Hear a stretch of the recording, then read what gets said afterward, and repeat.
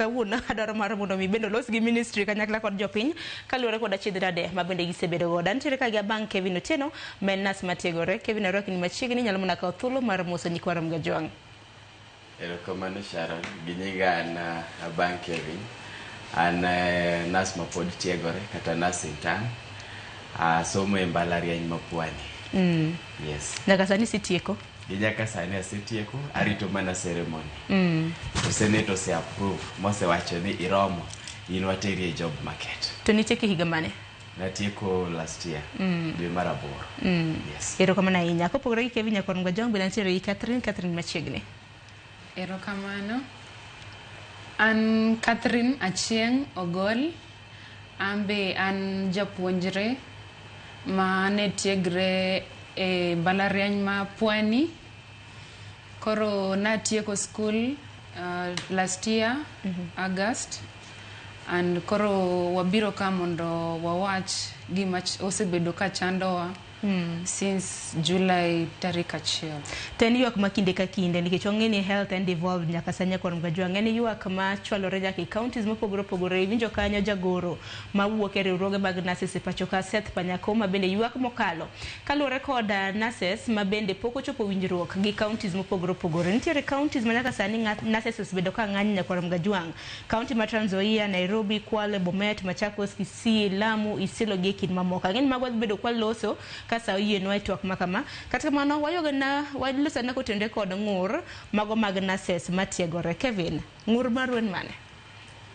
Ng'ur marwa en ni wadwaro mondo minister ma en honorable Moluor Duale oduokwa internship.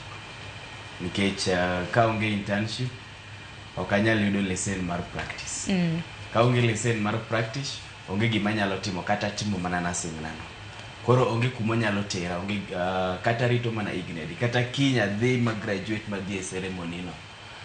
To ma ting certificate na niende ok anyal tiyo kamoro amora hospital moro amora mar piny owacho kata mag jokanyono, ok anyal tiye nyaka mi ayud lesen. Koro internship ema dhi mi ayudo lesen mara. To CS kata minister mar health noseketowa e internship. Wadhi mwatiyo kuom thuolo mar jumbe adek. Koro bang' jumbe adek gi igolowa e tich, igolowa e internship, inyisowa ni koro okuromo kendo kun eligible. To jogi gin joma osebedo ka mulo jotuo chakre 2020. Koro ere kaka chopo 2025 magine internship kendo in e ministry mari, in mi post gi misomo nying gi. Koro ere kaka gichagi bedo ineligible. Okidwar bedo piny kod gi ugo mbaka mondo ung'e solution kata ni to koro watim nang'o. Okidwa miyo gi iti. To jogi gin joma oseketho pesa chakre ni Duale land ni oketwa internship. Mano tarik 30 dwe mar 6. To nogolu tarik adi? Nikech ka noketu chieng' tarik 30 dwe mar 6 to thichu oko ogolu internship karang. Tarik 30 dwe mar 7. Mano dwe achiel. Mang'ato tiyo tinyise ni koro in dhiyo pokiromo, okidwa nyise ni to koro pesa masetiyo go ka ayudo gi nang'o. Jomoko kuom nikech message news nobiro apoya nokwang'eyo kata ni wadhi dhi internship. Matieni moko kuomwa nodhi moolo nyaka pesa. Koro in pesa gi odhi duoko gi nang'o nikech internship is paid. Samora unja na bende paro mawuok kuom Catherine. Catherine in bende yudo thuolo mar internship. Ok ng'omoni kata mana Kevin ok nyiso kana ni yudo internship e hospital mane kuom thuolo mar dwe achiel no. Koro an ajawo babe.